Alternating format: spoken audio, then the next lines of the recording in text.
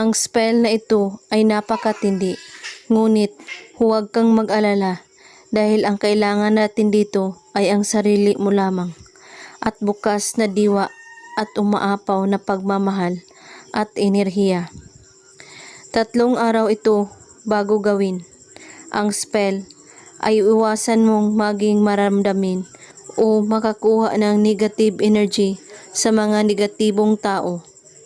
Gawin ito bago matulog, kahit anong oras at araw, basta't buo ang inyong paniniwala sa paggawa at walang ibang iniisip at pagdududa.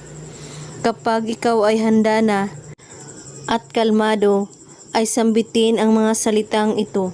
Pangalan niya, pabunang-pabunang alimangali, galuti limahi. 3 beses mo ito ulit-ulitin at isunod mo ang sigaw ng iyong puso kung gaano mo kanais na mahalin kanya at kung sino siya sa iyo. Ilarawan mo rin ang kanyang itsura.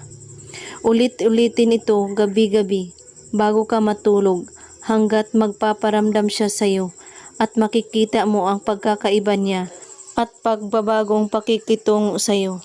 Gawin lang ito na may taos-pusong paniniwala at walang ibang iniisip at pagdududa. At huwag kalimutang manalangin sa ating mahal na Panginoon, araw at gabi. At kung may katanungan po kayo, ay magko-comment lang po sa baba. Maraming salamat sa panonood. May God bless us all.